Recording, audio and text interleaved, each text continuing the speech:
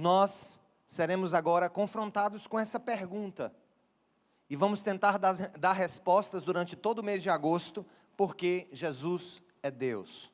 Há muito tempo Deus falou, muitas vezes e de várias maneiras, aos nossos antepassados, por meio dos profetas. Mas nesses últimos dias, falou-nos por meio de quem? De quem, gente?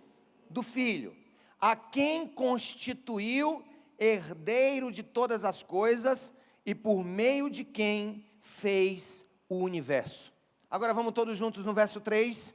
O Filho é o resplendor da glória de Deus e a expressão exata do seu ser. Expressão exata do seu ser. Sustentando todas as coisas por sua palavra poderosa. Até aqui. Vamos parar por aqui. Deixa a Bíblia aberta, nós vamos voltar aqui algumas vezes nesse texto. E eu quero começar aqui com talvez, uma hipótese bem plausível. Para muitos que estão aqui, a resposta a essa pergunta, porque Jesus é Deus, parece muito óbvia. Ou por experiência pessoal, ou por estudos pessoais, ou por terem tido, em algum outro momento da vida, leituras bíblicas que te levaram a essa conclusão. Mas eu também, e essa hipótese que eu lancei hoje de manhã também, eu comprovei também a segunda parte dessa hipótese, de que para muitos que estão aqui, essa questão pode parecer extremamente complexa. Haja visto que muitas religiões, reconhecem a grandeza do homem Jesus, mas negam que ele era de fato Deus. Por exemplo, os muçulmanos, os intelectuais do islamismo, os que estudam o Alcorão, não vão negar em nenhuma instância que Jesus não tenha sido um grande profeta. Eles não vão negar isso, porque Maomé escreveu isso no Alcorão. Fala do profeta que curava. O Alcorão também relata o nascimento virginal de Jesus. Fala de Maria. Mas o muçulmano vai entender que é blasfemo atribuir a Jesus e até ao próprio Maomé, que é o maior profeta para eles, a figura da divindade. O muçulmano, não é que ele não aceita a divindade de Jesus e entende que Maomé era Deus. Não, para o muçulmano, nem Jesus, nem Maomé são Deus.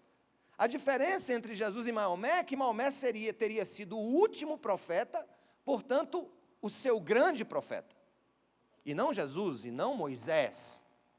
Então vejam bem, para muitos aqui essa questão pode ser uma questão que tem sido lançada, pessoal, em uma gaveta da sua existência, gaveta essa a qual você não tem dado tanta importância, porque no final das contas a gente fala de Jesus, fala do que Jesus ensinou, fala da bondade de Jesus, fala o que Jesus morreu na cruz e tudo mais, mas há muita gente que ainda não encarou essa verdade escriturística, de que o Filho de Deus é essencialmente Deus, tem a mesma natureza de Deus. Se você vai, por exemplo, para outras linhas, outras chamadas religiões de ética cristã. Por exemplo, o kardecismo é uma religião de ética cristã. Se você vai ler os escritos de Allan Kardec, você vai ver que ele vai falar de Jesus, ele vai falar de Jesus como homem iluminado, vai falar de Jesus com muita honra, inclusive. Agora, Jesus não é Deus para eles. Não é o próprio Deus. Não é alguém que veio ao mundo como o próprio Deus morrer pelo pecado da humanidade. E aí, se a gente vai entrando dentro da própria igreja, da própria experiência da igreja, quando eu saí do culto das 9h30, que eu acabei de pregar, me encontrei com um casal aqui, e nós fomos, eles chegaram respeitosamente, pastor, é o seguinte, eu queria muito conversar com você, a gente tem estado aqui, tem ouvido e tal, mas olha só, eu não acredito que Jesus é Deus. Então eu levei 1 hora pregando e mais 1 hora explicando lá fora. Mas eu fiz isso com muito gosto. Por quê? Quando não há instrução na igreja, quando a igreja não é instruída biblicamente, a nossa esperança é colocada, gente, sobre fundamentos movediços. É bom levantar a mão, adorar, pedir a graça de Deus, a salvação de Deus, mas a igreja precisa ser instruída naquilo que é basilar. Olha só, essa questão sobre se Jesus é ou não Deus, ela foi discutida pela igreja durante muitos séculos.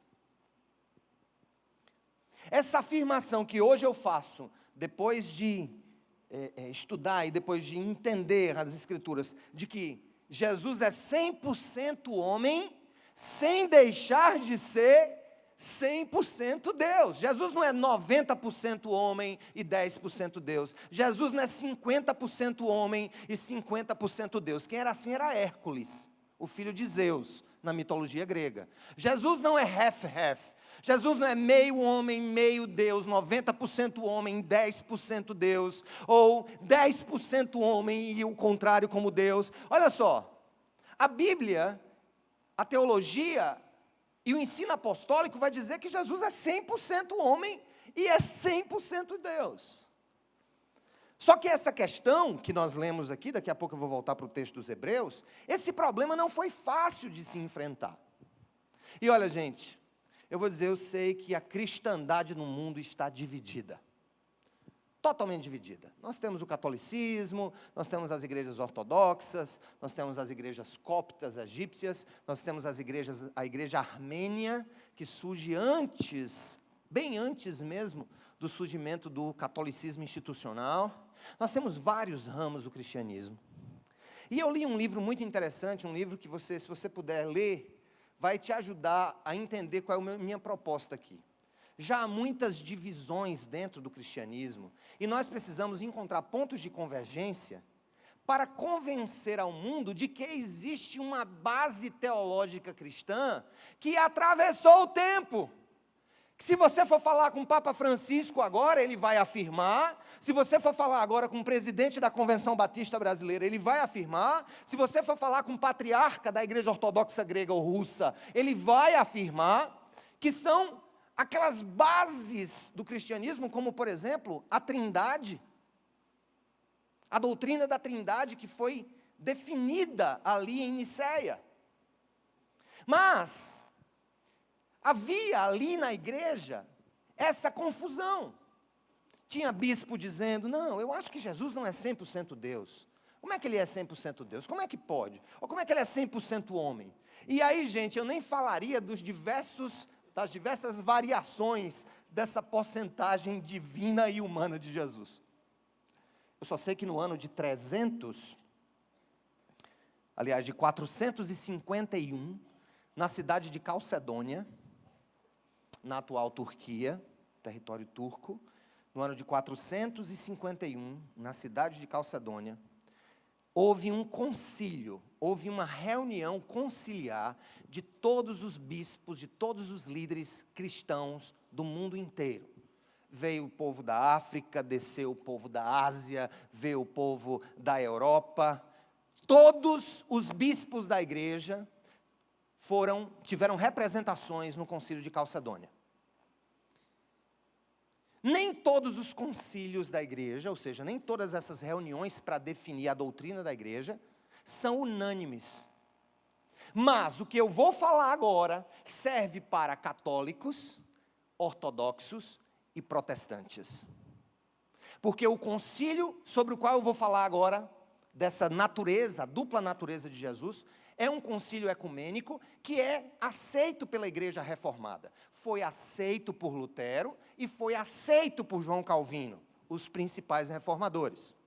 O concílio de Calcedônia vai chegar à seguinte conclusão, escute o que eu vou dizer, eles estavam reunidos ali em Calcedônia, para tratar exatamente essa possível incoerência no ensino sobre a divindade e a humanidade de Jesus, e eles escreveram isso aqui que eu vou dizer para vocês podem ter acesso a isso na internet. Resumo do que foi decidido no Concílio de Calcedônia. Fiéis aos santos pais, ou seja, fiéis ao ensino apostólico, todos nós, perfeitamente unânimes, ensinamos que se deve confessar um só e mesmo Filho, nosso Senhor Jesus Cristo, perfeito quanto à divindade e perfeito quanto à humanidade, verdadeiramente Deus e verdadeiramente homem, constante de alma racional e constante de corpo, consubstancial com o Pai, segundo a divindade, e consubstancial a nós, segundo a humanidade, em tudo semelhante a nós, excetuando o pecado. Calcedônia vai dizer, o Concílio de Calcedônia vai dizer o seguinte: Jesus é 100% humano, com uma exceção, ele nunca pecou, ao contrário de todos nós.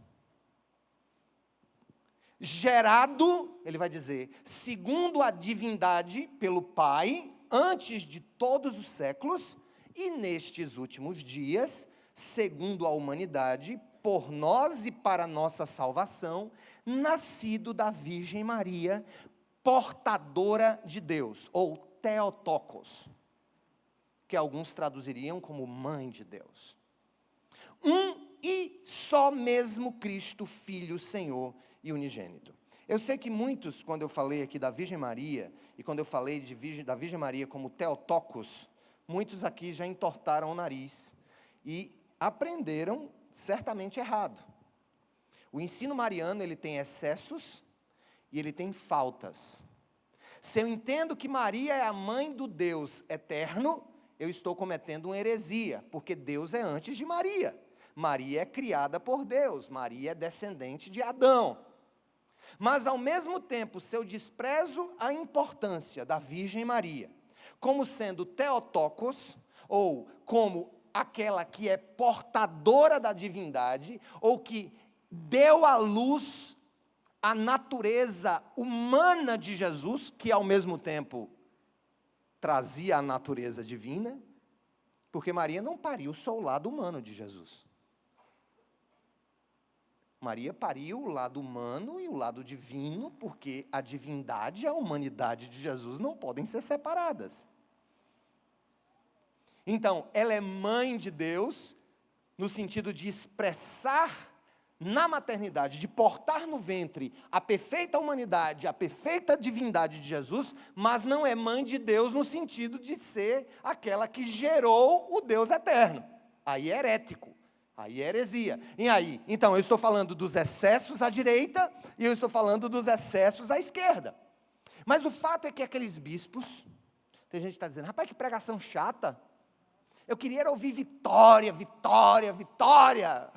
Segura a chave, meu irmão, e sai com a tua chave. Segura o carro, Deus vai te dar 2 carros e 3 casas, aleluia. Olha só, gente, eu estou aqui uma vez por semana, eu tenho 1 hora para pregar para vocês. E o meu desejo é que essa 1 hora se multiplique. Nós somos só nesse culto mais de 1000 pessoas aqui. Imagina se todo mundo aprender esse negócio. Vai ser bom, não vai não? Mas vai ser bom para a sua fé também, você vai ver. Você vai ver daqui a pouco. Pode estar chato demais, mas olha só. É importante ressaltar, amados irmãos e irmãs, que o que aconteceu na Calcedônia, lá na antiga Turquia, foi uma interpretação unânime que todos os bispos deram à Bíblia, por parte de todos os representantes das igrejas cristãs de todo o mundo. Não houve uma invenção teológica naquele dia. Vamos inventar agora, vamos se juntar para inventar. Não houve uma invenção teológica, houve uma afirmação do ensino bíblico, que veio dos apóstolos. Observem que eles se reuniram quase 500 anos depois de Jesus ter ressuscitado. E por 500 anos, muitos hereges e muitos que queriam destruir o cristianismo começavam a inventar: não, Jesus não pode ser humano, Deus não pode ser humano. Os arianos vão dizer o quê? Os arianos, né? Vão dizer: Deus não pode ser humano, porque os arianos entendiam que a matéria é má e que bom é o espírito. Então, como que um Deus bom e espiritual pode se materializar em uma carne má? E esse ensino, gente, por exemplo, de que a nossa matéria é má por natureza e por isso nós temos que perdê-la, não é bíblico. Isso é grego. Isso vem de Platão. Não vem dos escritos do Velho Testamento, não vem de Jesus. A própria ressurreição da carne, o próprio alimentar a carne, o próprio cuidar do corpo, o próprio ter sido tocado, demonstra que Jesus dava, assim, a importância à humanidade. Deus nos criou humanos, Deus nos criou com um corpo materializado, que ocupa lugar no espaço. E quando Ele criou esse corpo que nós temos hoje, o que é que Ele disse lá na criação em Gênesis? Que era bom ou que era ruim, o que Ele viu? Bom ou ruim, gente? Ele disse que era bom, Ele disse que era muito bom, o nosso corpo é muito bom. O problema do nosso corpo e da nossa humanidade não é a nossa humanidade, é o pecado que afeta a nossa humanidade, e não ela em si. Então, nós tivemos várias heresias que surgiram até que a igreja, pessoal, no concílio de Calcedônia, define a dupla natureza de Jesus. Mas a nossa intenção nesse mês, queridos, não é estudar a natureza humana de Jesus, não. Mas apenas a sua natureza divina. E o nosso propósito enquanto docentes da igreja, todos os que estão ensinando isso junto comigo hoje nos demais campos e que vão ensinar em agosto, o nosso objetivo é alinhar o nosso pensamento, mas não só isso, é trazer esperança para você, trazer esperança ao coração da igreja, quanto à divindade do nosso Senhor Jesus Cristo e o que ela significa para nós. Então, voltando ao texto de Hebreus, vamos voltar para o texto de Hebreus, vamos lá, gente? Vamos ler mais uma vez, agora só o verso 3 do capítulo 1. Leia o verso 3 do capítulo 1. Você pode ler comigo? Vamos lá? O Filho é o que, gente? É o resplendor da glória de Deus. E a expressão, o que, gente? Exata do seu ser. A expressão exata do seu ser. Sustentando todas as coisas por sua palavra poderosa. O que é que o escritor aos Hebreus vai dizer? Vai dizer que Jesus é a expressão exata do ser de Deus. Ou, a expressão exata da natureza de Deus. A natureza, a palavra natureza no grego é hipostasis. Então a Bíblia vai dizer que a natureza de Cristo é a natureza de Deus. São pessoas distintas, o Pai e o Filho, mas eles têm a mesma natureza. É mais ou menos o seguinte, por exemplo, eu tenho 3 filhos com minha esposa, Samara. Então, o meu filho carrega, e isso você estudou em genética básica, que o meu filho carrega os meus cromossomos, toda a minha informação cromossômica, a metade de mim e a metade de Samara se juntaram para formar o meu filho, os meus filhos, tá certo? Meus filhos não têm a exata natureza minha. Eles não são a expressão exata da minha pessoa e nem são a expressão exata de Samara, tá certo? Eles são a metade da gente. E se você, por exemplo, diz assim, mas meu filho quase não parece comigo, é o olho da mãe, o nariz da mãe, a orelha da mãe, a boca da mãe, a testa da mãe, o corpo da mãe, não se preocupa não, ele talvez tenha pego o seu jeito de cuspir. Ou talvez tenha pego o formato do seu coração. É uma herança dos cromossomos que está oculta, mas pode ser que o coração dele seja parecido com o seu. Ou seja, o fato de você ser forte em algumas áreas, em alguns órgãos, você pode ter passado para o seu filho. Mas a gente também passa as nossas doenças, né? Ou as nossas predisposições genéticas para os nossos filhos. O autor de Hebreus não está dizendo que Jesus parece com o Pai. Como eu digo que os meus filhos parecem comigo e parecem com a mãe. O autor Hebreus está dizendo aqui, gente, que a hipostasis a natureza de Cristo é a própria natureza de Deus. Olha que coisa maravilhosa. A natureza de Jesus é a natureza do Pai. Aí a gente começa a pensar. Para muitas pessoas, escuta, talvez você seja uma delas, tá?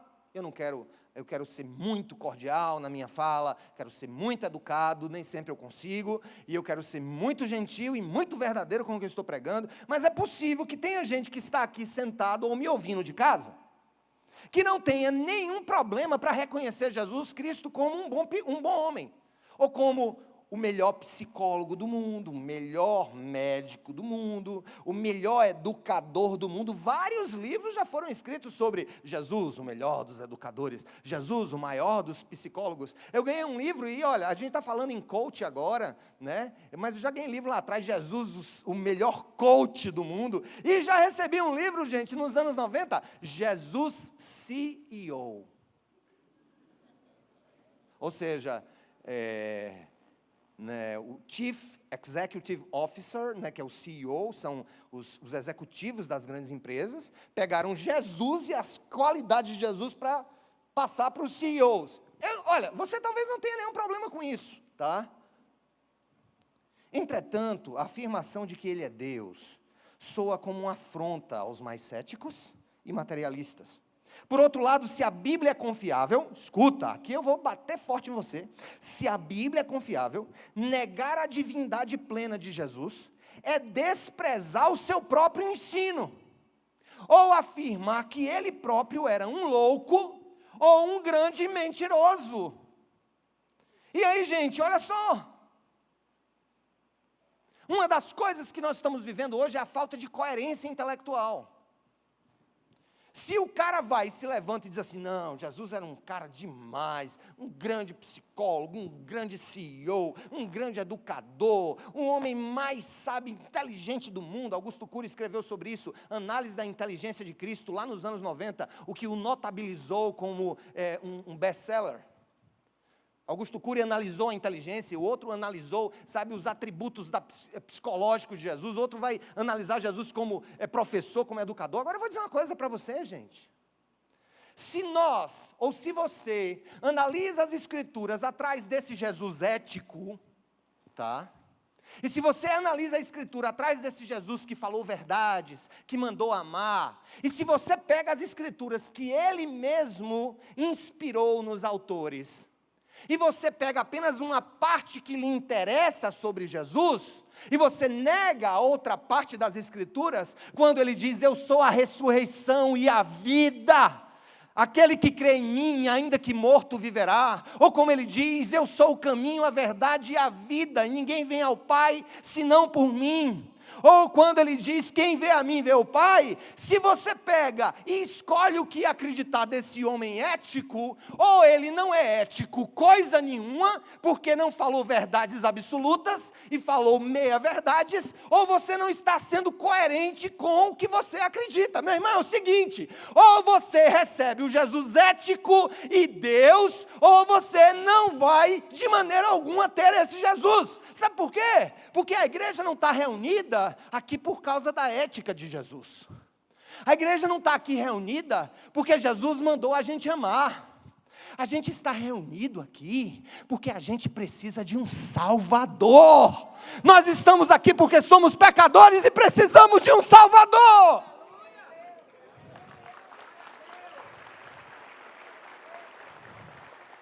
Não é de um exemplo, não é de um cara legal, não é de um cara bonachão, não é de um cara que a gente vai dizer, oh, que legal, Jesus. Eu estou aqui, Sérgio Queiroz, não está aqui porque é bonitinho, cheirosinho, magrinho, ou gordinho, ou burro, ou inteligente, ou pastor, ou indigente. Sérgio Queiroz está aqui e é o primeiro a dizer, eu sou o maior dos pecadores e eu preciso de um Salvador.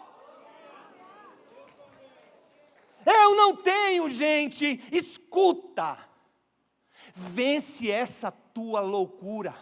Ninguém aqui dá conta de ser como Cristo, e ninguém aqui dá conta de ter um estilo de vida que agrade 100% a Deus. Ninguém! Ah, então você não quer viver a ética do Calvário? Quero viver a ética do Calvário.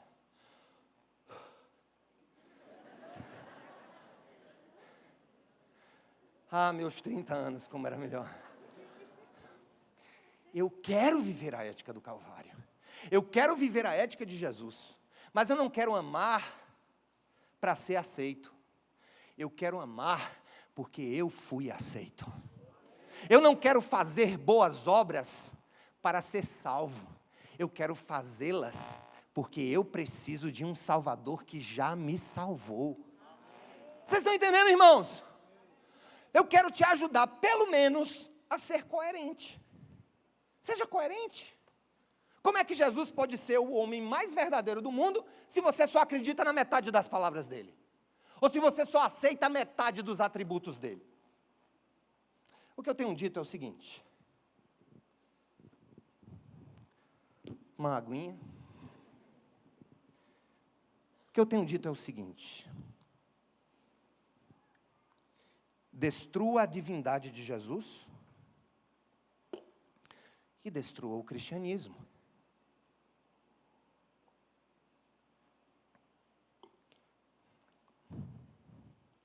Nenhuma outra religião, nenhuma outra, atribui ao seu líder o papel de Deus. Nenhuma. Vou ler aqui para vocês algumas coisas importantes. Wayne Grudem, doutor Wayne Grudem, teólogo sistemático, esteve no Brasil aqui quando nós inauguramos esse prédio. Ele, quando veio ao Brasil, ele quis ir para os estados onde o seu livro, a sua teologia sistemática, tivesse sido mais vendida. Em números absolutos, não em números relativos.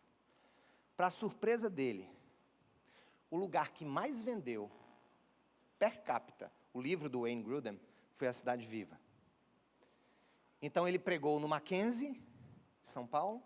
Eu não sei quem estava aqui quando o Dr. Wayne Grudem estava aqui há muito tempo. Ainda existe alguma alma penada, viva ainda, ele esteve aqui e pregou.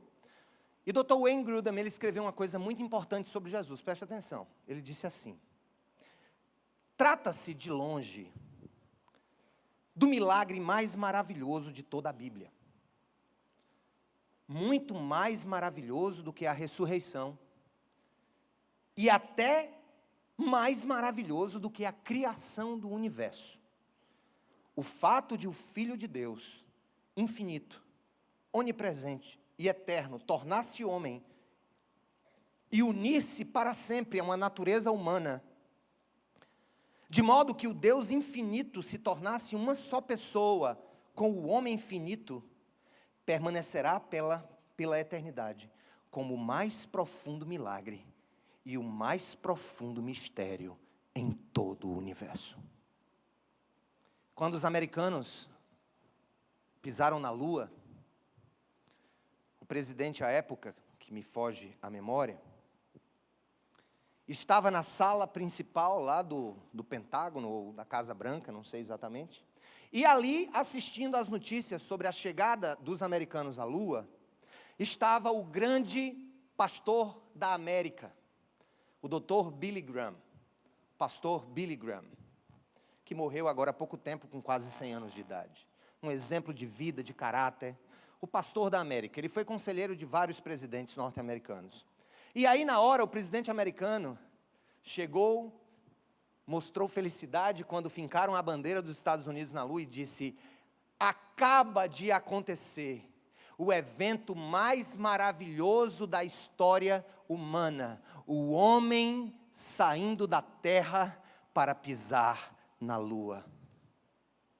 Dr. Billy Graham disse: Mr. President, esse não é o fato mais extraordinário da história. Não é o homem ter saído da terra para pisar em um astro que está nos céus. Foi Deus ter saído dos céus para pisar a terra na pessoa de Jesus Cristo.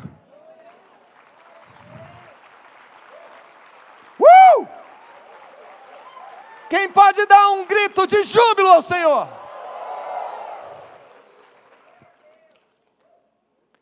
Na tentativa de negar, ou no mínimo, escuta, estamos na metade. E eu chego lá, em nome de Jesus, olha por mim. Na tentativa, fui inventar de comer uma favada hoje, comi feito um... Tá vendo o que é que dá? Aprenda, se for pregar, não coma.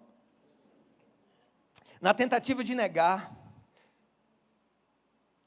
ou no mínimo, relativizar a divindade de Jesus, muitas pessoas tentam igualá-lo, presta atenção, em dignidade a outros líderes religiosos, que surgiram na história da humanidade.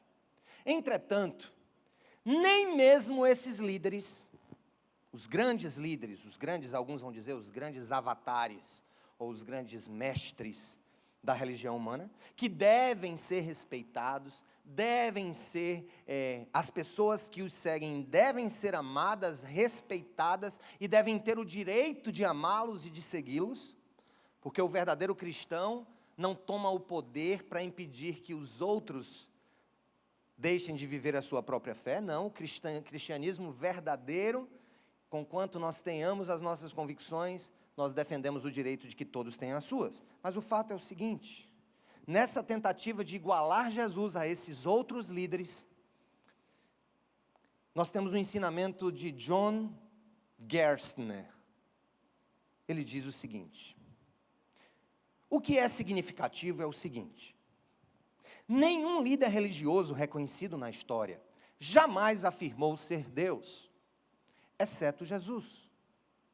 Moisés não disse, Paulo ficou horrorizado quando tentaram adorá-lo, Maomé insistiu que ele era meramente um profeta de Alá, Buda nem mesmo acreditava na existência de um Deus pessoal, e Confúcio era cético, Zoroastro era um adorador, mas não era adorado.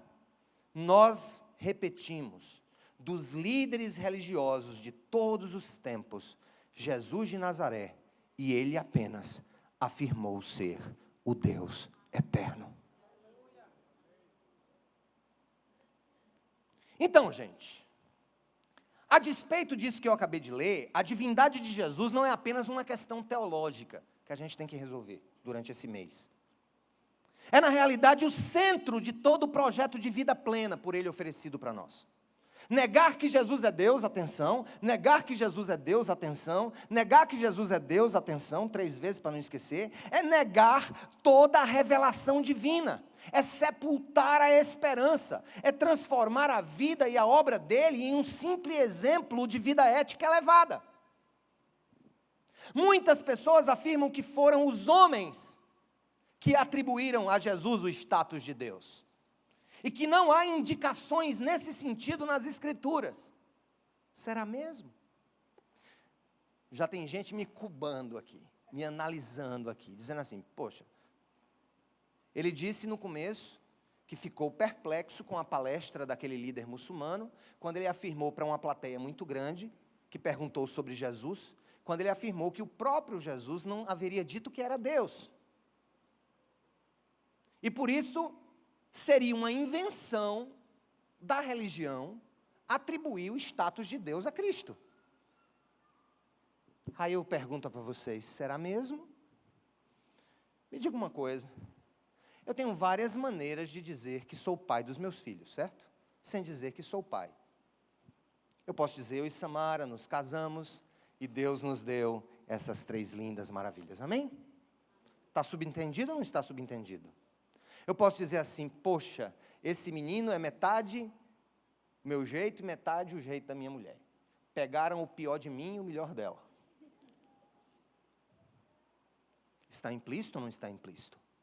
E se eu chegar e disser assim, eu preciso trabalhar e eu preciso ser referência para a minha família, porque na minha descendência eles carregarão a espada da fé. Eis aqui a minha descendência. Eu estou dizendo ou não que sou o pai desses meninos? Sim ou não, gente? Então vamos lá. Será que há passagens bíblicas onde Jesus afirma que é Deus? Segundo críticos, ele jamais teria dito isso de si mesmo. Mas ele disse sim. Por exemplo, Jesus disse, eu sou o pão da vida. Eu sou aquele que alimenta a sua alma. É lógico que Jesus não está falando de pão de trigo, ou pão de centeio. Ele está falando do alimento que sacia a nossa vida. Jesus chegou na festa dos tabernáculos em Jerusalém, jogou um cântaro de água no chão e disse: aquele que crê em mim segundo as Escrituras, de dentro de si fluirão rios de águas vivas. Jesus falando com a mulher samaritana, ele chega na beira do poço de Jacó em Samaria. Aquela mulher estava com um cântaro, com um vasozinho para coletar água.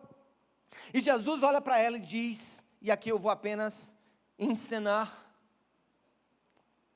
Jesus olha para aquela mulher e diz: aquele que beber dessa água do poço, voltará a ter sede.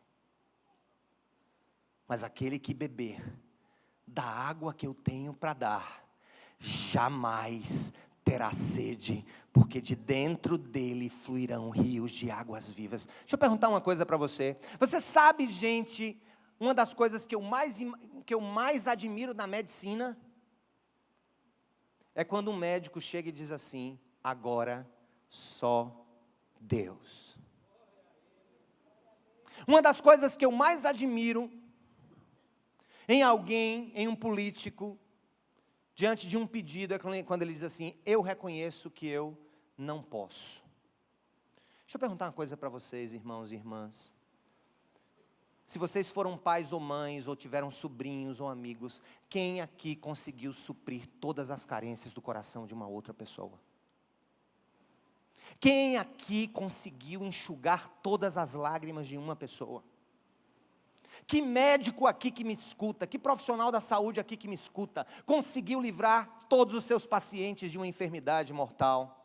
Quantos advogados que se sentam nesse auditório, que me ouvem pela internet, conseguiram ganhar todas as causas que entraram? Mas vocês sabem por que nenhum de nós consegue ser tudo para todos? Porque nós somos humanos. Nenhum de nós pode chegar para ninguém, nem para a mulher e nem para os filhos, e dizer: minha mulher e meu filho, eu lhe garanto, não é só prometo, eu lhe garanto que você nunca sofrerá ao meu lado. Você nunca terá condição de dizer para o seu filho: meu filho, eu lhe garanto que sempre estarei ao seu lado, porque nós não conseguiremos fazer isso.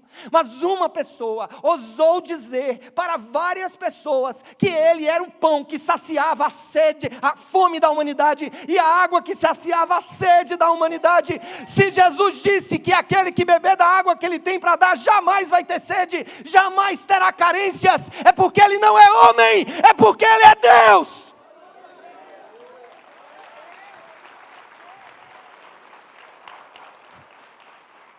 Simplesmente por isso.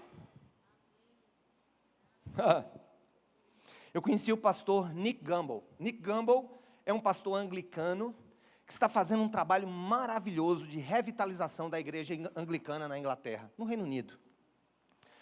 Nick Gumbel, e vocês agora quando eu falar isso, vocês logo vão lembrar. Nick Gumbel é o criador do Projeto Alpha. Quem fez o Projeto Alpha aqui nas casas? Ele é o criador do Projeto Alpha, aquele projeto de evangelismo. E Nick Gumbel escreveu um livro muito interessante chamado Questions of Life, Questões da Vida. E ele disse o seguinte: a fome e sede no coração humano. 3 dos principais psicólogos do século XX reconheceram essa fome interior. Sigmund Freud disse que as pessoas têm fome de amor. Carl Jung disse que as pessoas têm sede de segurança. Adler disse que as pessoas têm sede de significado. Mas Jesus disse: eu sou o pão da vida. Em outras palavras, se você quer satisfazer as suas fomes e sedes, venha até mim.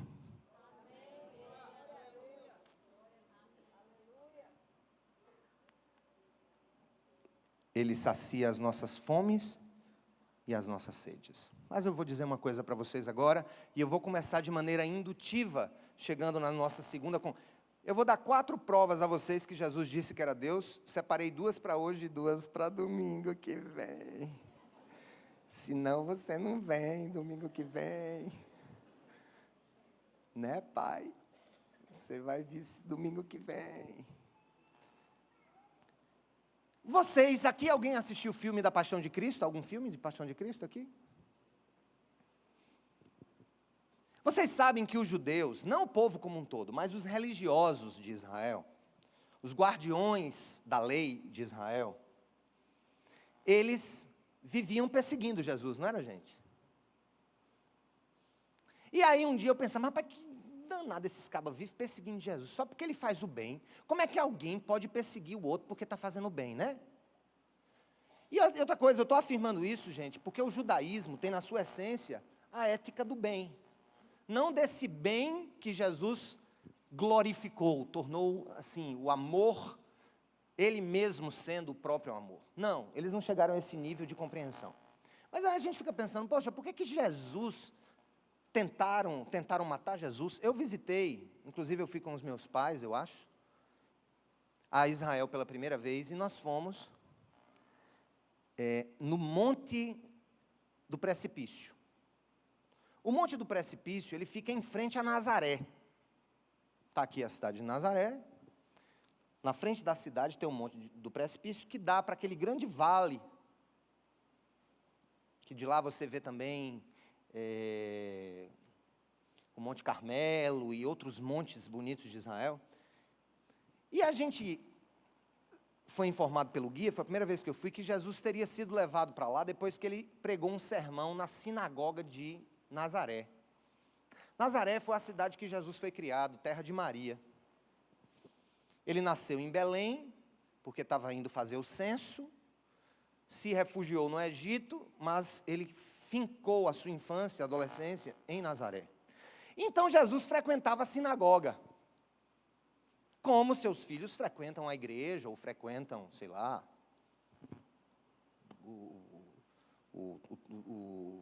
o templo da sua religião. Então Jesus frequentava, ele era conhecido, era o filho de Maria, era o filho do carpinteiro, ele estava lá. Quando Jesus ganha a idade, depois dele ser batizado, depois dele ser tentado no deserto, inclusive, ou seja, depois dele receber o selo e o comissionamento do Pai, ele entra na sinagoga e ele vai pregar. E ele pega o rolo da lei, daquele livro específico do profeta, e ele começa a ler, e ele lê: o Espírito do Senhor Deus está sobre mim, e ele me ungiu para pregar as boas novas aos quebrantados, e apregoar liberdade aos presos, e anunciar o ano da graça de Deus. Jesus pega o rolo, devolve ao dirigente, o dirigente guarda o rolo, Jesus senta, porque Jesus pregava sentado, e as pessoas na sinagoga pregavam sentadas, liam em pé e pregavam sentados. Jesus se assenta, olha para todo mundo e somente diz assim: hoje se cumpriu a Escritura. Como? Esse cara está dizendo que ele é o ungido, ele está afirmando que ele é o próprio Filho de Deus, ele está afirmando isso. O que foi que fizeram?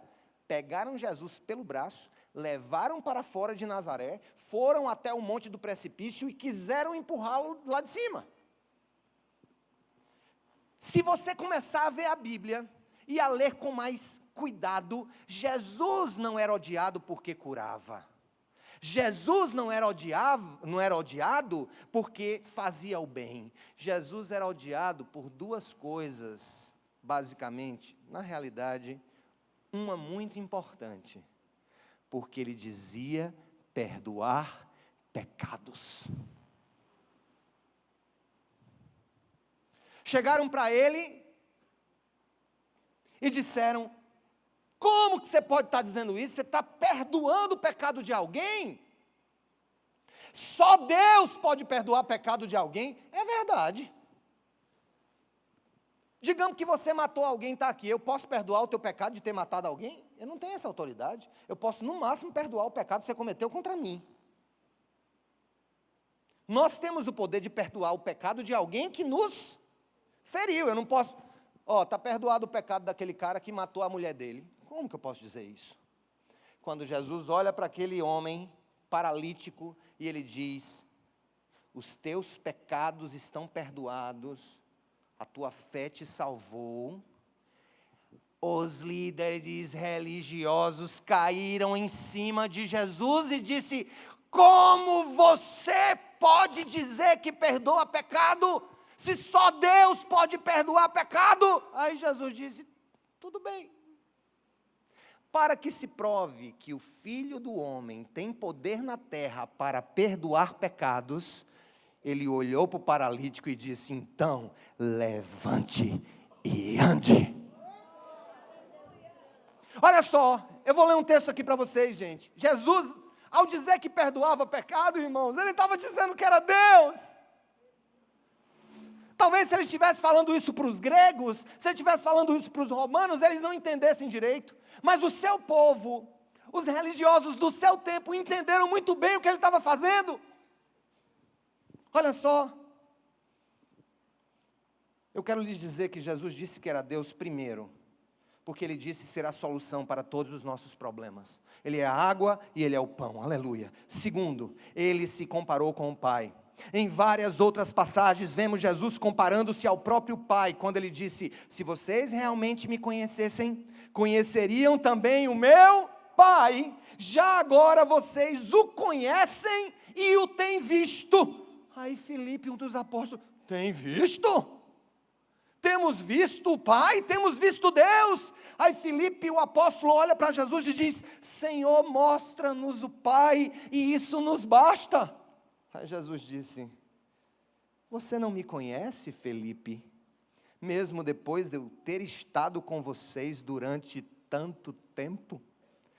Quem me vê, vê o Pai. Como você pode dizer: mostra-nos o Pai? Quem vê a Cristo vê ao Pai, porque Jesus tem exatamente a mesma hipóstasis do Pai, a mesma natureza do Pai. E para encerrar, gente, nas suas comparações, Jesus disse assim, aliás, eu digo assim: os líderes religiosos que o perseguiram, escuta só, tinham toda a certeza de que Jesus estava se referindo a ele mesmo como Deus. E por isso tentaram o que, gente? Matá-lo. Por quê? Porque isso era uma blasfêmia, dizer-se Deus. Aí Jesus disse assim: eu lhes mostrei muitas boas obras da parte do Pai. Por qual delas vocês querem me apedrejar?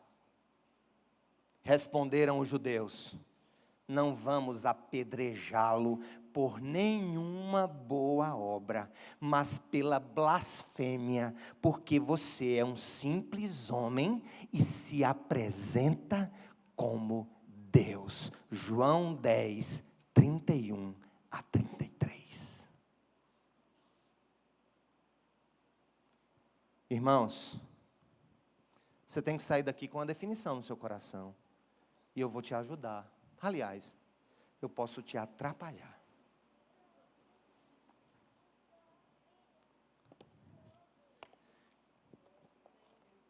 Ou você entende que Jesus é Deus